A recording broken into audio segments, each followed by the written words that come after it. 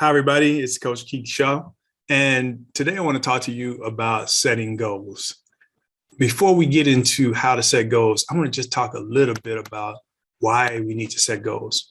There have been many studies conducted on the importance and the power of setting goals.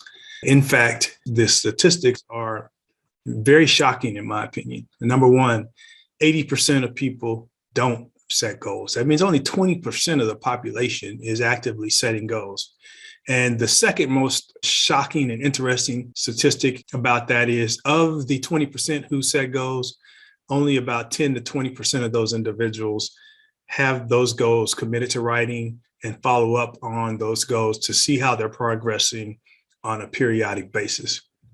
The last piece of information that in my mind is very convincing as to why each and every one of us should have goals is because if you have goals, if you commit them to writing, and if you follow up on them periodically, you are more than 10 times more likely to accomplish whatever that goal is. How powerful is that? If you set the goal, you write it down, and then you follow up to see how you're progressing periodically, you are 10 times more likely to achieve the goal. And that in itself makes the case that it's important for each and every one of us to have goals. So if you don't have goals right now, that's okay. We can start the process right now. I'm going to share with you a very simple process and some very simple information that'll help you get started with setting goals. So when you set goals, you want to make sure that your goals adhere to a framework, which is called the SMART goal process. So the SMART goal is an acronym, and it stands for specific, measurable, attainable, relevant, and time bound. When you look at that goal and you put it into a one sentence goal, that it contains something that adheres to those characteristics. Now, the second piece that most people struggle with is they don't know how to set goals. They don't know, what am I looking at? Am I looking at 20 years down the road? I'm looking at 10 or 5. I like to start out with something very simple. Ask yourself, where would I like to be in the next 3 years? It could be something simple. It could be, I want to get promoted to the next level in my position. It could be, I want to become a manager at the company that I work. It could be that I want to complete a degree in whatever profession that you want, or a certification in whatever profession that you want. It could be changes to yourself. I want to learn how to better control my temper in a certain period of time. So identify what it is that's important to you. And I'd like for you to also, if you did not listen to one of the previous videos, especially the one regarding self-assessment, the importance of that is that it identifies the areas in which you want to make changes and need improvement. So based on conducting the exercises that I provided in the previous video, that will help you identify where you need to establish goals. So identify what it is that you want to change and create a goal around those particular characteristics. Let's talk a little bit about the framework. The goal that you establish needs to be specific so that it's very clear what it is. And so that, sometimes people establish vague goals like, I want to lose weight. It's a great endeavor. However, how do you know if you have succeeded? If 3 years goes by and you've lost 1 pound, so you've lost weight, but is that where you want to be? So you want to be specific. So the goal should be, I want to lose 10 pounds, or I want to lose 5 pounds, or I want to lose 20 pounds. So that is how that's the difference between specific and a general goal. So you want to make sure that the goal that you identify is specific. Measurable, once again, the difference between I want to lose weight and I want to lose 10 pounds is measurable. You'll know at the end of the period whether or not you achieved your goal if you have something measurable like 10 pounds or 2 inches around my waist, or whatever your goal is. Next is attainable. Some people create goals that are difficult. They jump to wherever they want to be in a short time frame. And sometimes we have to be patient and create goals that we know we're going to accomplish over a period of time. So make sure that it is attainable. make sure the goal that you select is something that it is possible for you to achieve during the time frame that you are selecting. For instance, once again, let's stick to the weight analogy. If you say, I want to lose weight, I want to lose, 50 pounds, and you're planning or attempting to do that in the next 6 months to a year, yes, it's possible, but it's difficult. And that would be arguably could be unsafe, depending on whether or not you're doing that under doctor's guidance. So make sure it's attainable. And if you set a goal that is extremely difficult that you won't be able to accomplish, then, for some people that causes you to give up.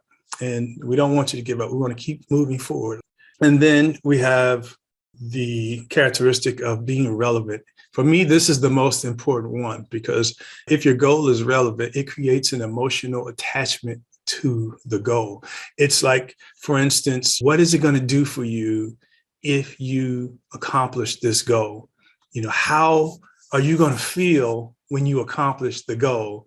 How is your family? How will your friends feel? What would they think when you accomplish this goal? If you think about that positive feeling that is going to be created when you've achieved this goal, that gives you a more of an emotional attachment to it and causes you to be more focused on accomplishing that particular goal. So relevance is very, very important. Make sure you spend some time identifying and reminding yourself why it's important, why it's relevant for you to accomplish this particular goal. And then the last one, which is probably one of the most important ones, is timing. So establishing a goal, but not putting a due date or timing for that, it will cause you to push it out to the right, and you never hold yourself accountable. So you want to make sure that you identify when this goal needs to be accomplished, and that will definitely cause you to be more focused on making progress as you go, as opposed to setting a goal and then the last minute, determining that you're going to try to do what it takes to get to whatever the goal is. You can do it in small chunks. For instance, if you want to lose 10 pounds in the next year, you say, okay, that's 2.5 pounds every quarter. So you can set milestones that you are moving and making progress and continuing to move forward towards your ultimate goal during the course of the period, as opposed to not measuring it throughout the course of the period and then getting close to when it's due and trying to lose all the weight in the last month of the year. So timing is very important. And what I've provided for you is a very simple process. That's the SMART goal process. And then I just want to add a little piece to it. I add something to the SMART goal process, and I call it SMARTER goals, SMARTER. So you got the regular SMART process, and I add just a little something at the end, the ER, which is the E stands for evaluate. That means periodically evaluate your goals, evaluate your progress. Sometimes things happen during the course of the year and you need to change your goals. So evaluate your goals overall to make sure that the goals that you've established are still the right goals for you to be pursuing. And then the R stands for recover. So if you are not making progress, then you can identify how to recover. What can you do to recover? If you said you wanted to lose 10 pounds and we're in June and you've only lost 1 pound, what can you do to change your pattern so that you can increase the amount of activity and still have a chance to meet your goal by the end of the year? So evaluate your progress. This also will cause you to write it down, and then go look at it periodically and then evaluate it periodically. And as a result, that'll help you to make changes as necessary throughout the period of evaluation. So that is what I have for you today. It is a simple way to set goals using the SMART and the SMARTER goals framework. Utilize it and you have some success with it. If it makes it easier for you, if it's helpful for you, I'd love to see your comments. I'd love for you to share with other people if you are utilizing it and it's been helpful for you to accomplish your goals. If you accomplish your goals, then definitely share it with everyone so that we can get more people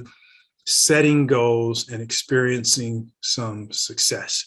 I want you to know that I believe that success is certain, almost guaranteed. If you put in the work and don't stop, you're bound to succeed. So that's all I have for you today. And I want to remind you that we're all here to serve. So make a positive difference in the lives of others today.